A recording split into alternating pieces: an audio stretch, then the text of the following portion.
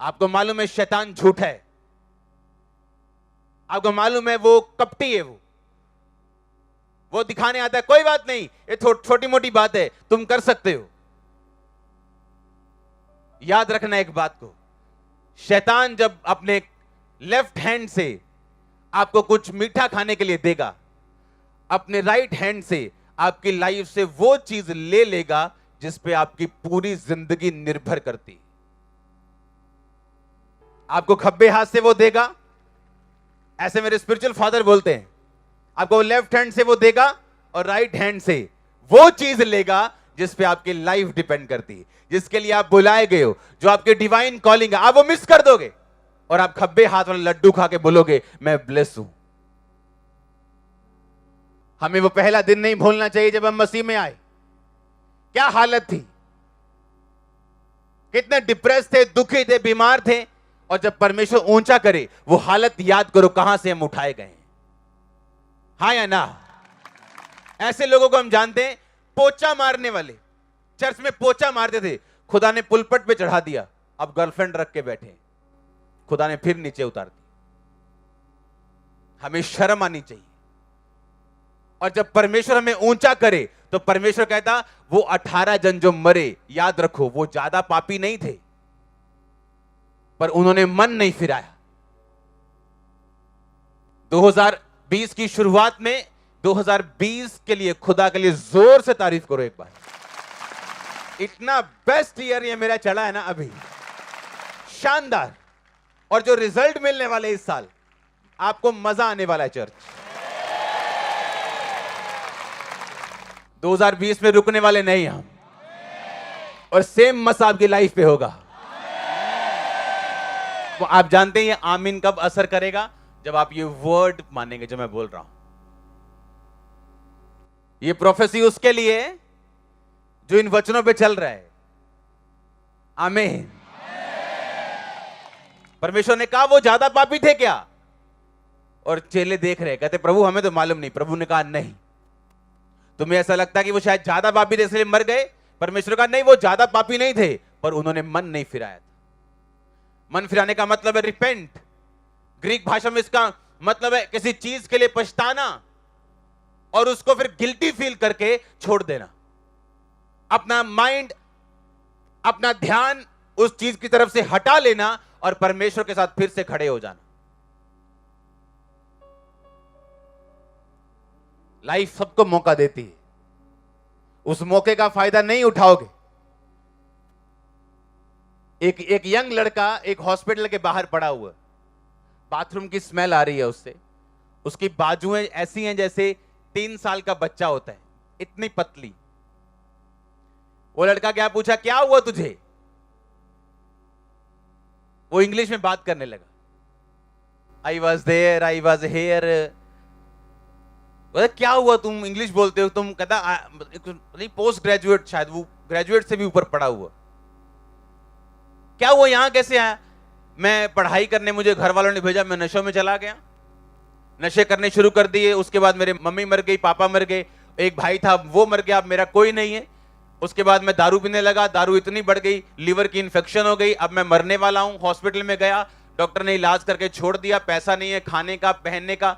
एक फटा हुआ लिफाफा अपने नीचे बिछा के उसके ऊपर लेटा हुआ, पोस्ट ग्रेजुएट। क्योंकि लाइफ आपको मौका देती है, जिसने उस मौके को पकड़ लिया वो कामयाब है। हां, उसकी स्टोरी लोग सुनते, अच्छा ऐसा हुआ था, मैंने ऐसा किया, आज खुदा ने मेरे साथ ऐसा किया।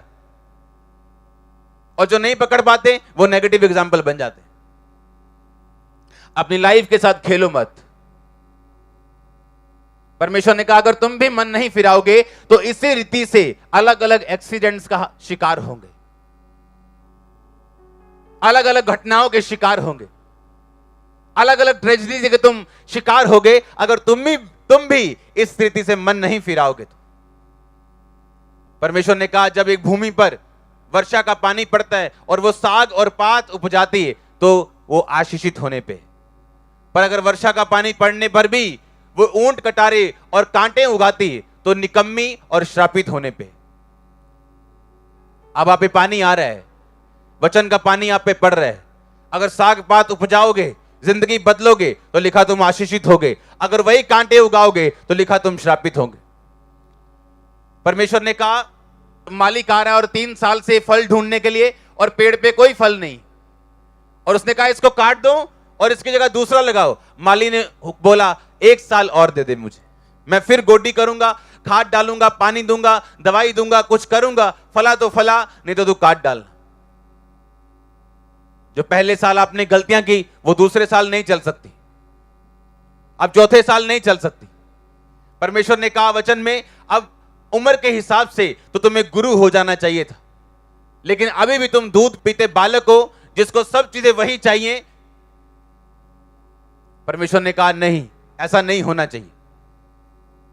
जितनी उम्र तुम्हारी आत्मा में हो गई, अब तुम्हें बुरे और भले की पहचान हो जानी चाहिए, क्योंकि उनकी ज्ञान इंद्रियां, लिखा बाइबल कहती है कि बुरे और भले का पहचान करने में उनको समझ आ गई। इसके साथ क्या हुआ था जब इसने पाप किया, फलाने के साथ क्या हुआ था जब मैंने गलती की थी, मेरे साथ क्या बीता था। अब लिखा तुम्हारी ज्ञान इंद्रियां पक्की हो गई और वो जानती हैं कि मुझे क्या करना और क्या नहीं करना। और परमेश्वर ने कहा ऐसी भूमि बनो, अगर वचन का पानी तुम पे आए तो वो फल लेके आना चाहिए, उसका रिजल्ट आना चाहिए। तो परमेश्वर ने कहा फिर तुम आशीषित होने पे होंगे, तुम आशीषित ठहरोगे। और सोचो, अगर परमेश्वर बोल रहा है अपने मुंह से तुम आशीषित होंगे, तो वो आशीष कहां कहां जाएगी, याद रखो। नहीं, किधर किधर जाएगी, कौन कौन से एरिया में आपकी लाइफ के जाएगी, याद रखो। हर एरिया को वो छुएगी। छुएगी कि नहीं छुएगी?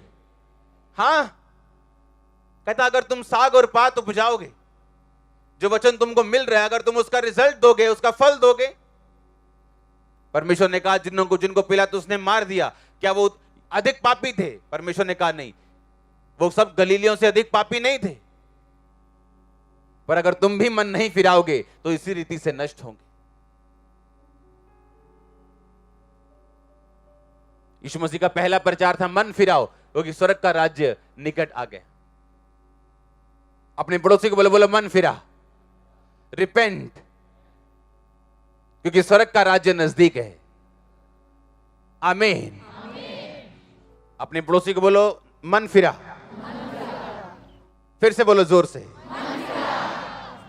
आपको जब परमेश्वर आशीषित कर रहा है, उसकी कदर करो, अब्यूज कभी मत करो, कभी गाली मत दो। तुम नीची जगहों पे थे, अच्छे थे, ऊपर आए, तुमने पाप शुरू कर दिया, तुमने आशीष को गाली दी। जब दुष्ट आत्मा के अटैक होते थे, तब सारा दिन यीशु यीशु करते थे, बाइबल पढ़ते थे, रोजा रखते थे, किसी लड़के की तरफ, लड़की की तरफ देखते तक नहीं थे। अब डिलीवर हो गए, अब ध्यान इधर उधर जा रहे हैं। सोचो, अपनी डिलीवरेंस को हम गाली दे रहे हैं कि नहीं दे रहे? गरीब थे तो टाइम पे चर्च आते थे, कोई काम करने के लिए नहीं था, चर्च आके ब्लेस हुए। अब संडे 11-12 बजे तक बिजनेस मीटिंग्स चलती, और मालूम है वो कोई नहीं, 1:30 बजे तक तो लगवाइयां चलनी है। और आज मालूम नहीं कि आज मैं जल्दी आ जाऊंगा 1 घंटा। हालेलुया। हम अपनी आशीष को गाली ना दें। कोई पूछता नहीं था, कहीं बैठे थे ऐसे ही तो सही थे, कहीं ऊंची पोजीशन में आ गए सेवा में तो पाप कर रहे हैं, हमने गाली दी। और जब जब आप यीशु मसीह की आशीष को, अपनी पोजीशन को आप गाली दोगे, यीशु मसीह ने कहा मैं तुम्हारी डिमोशन करूंगा। और जब जब मैं तुम्हें बढ़ाऊं, आशीषित करूं, तो मेरा थैंक्स करके अपने आप को और सही करोगे, मैं तुम्हें और बढ़ाऊं। अब हमने ये देखना है कि वो साइलेंट टाइम में जब शैतान भरमाने की कोशिश कर रहा है, उसमें हम क्या अपना कैरेक्टर शो करते हैं खुदाबंद को, क्या चरित्र हम दिखाते हैं परमेश्वर को, जब शैतान उस अंधेरे टाइम में हमें भरमाने की कोशिश कर रहा है। फिर से बोलो, पड़ोसी को बोलो रिपेंट कर। कहता वो सब अधिक पापी नहीं थे जो मरे। कहता अगर तुम भी इस रीति से मन नहीं फिराओगे तो इसी रीति से नाश हो जाओगे। आज खुदा ने अगर आपको स्वतंत्र किया तो बाइबल कहती है अपनी स्वतंत्रता को पाप के लिए इसे रास्ता मत बनाओ। आमीन। आपको घर वाले चर्च नहीं आने देते थे, बोलते लड़की है नहीं जाना, लड़का है नहीं जाना। अगर उन्होंने आप पे बिलीव किया तो कोई ऐसा गलत काम ना करो कि बाद में यीशु मसीह के नाम को निंदा मिले और आपकी लाइफ श्रापित हो। बाय फेथ आप परमेश्वर को खुश कर सकते हो, बाइबल कहती। बाय फेथ जब जब आप उसके नाम को ऊंचा करते हो वो अपनी निगाहें आपकी तरफ लगाता है। आप उसके नाम की महिमा करते हो दुखों में भी, प्रॉब्लम्स में भी, और खड़े रहते हो। परमेश्वर को मालूम है प्रैक्टिकली ये मेरे नाम की महिमा कर रहे हैं।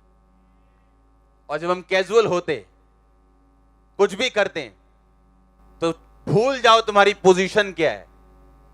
अगर वो राख पे बैठे को महल में बिठा सकता है, वो महलों वालों को राख में भी लेके आ सकता है। नबूकदनेस्सर जिसकी पूरी दुनिया में जिसका राज था, एक दिन छत पे खड़ा होकर बोलता है ये सब कुछ, सब राज्य, सब मेरी ताकत और बुद्धि से बना है। परमेश्वर कहता बस बहुत हो गया, अब 7 काल तुझ पे बीतेंगे और तेरे नाखून बढ़ेंगे और बाल बढ़ेंगे और तू भैंस की तरह चारा चरेगा। और पागल हो गया वो।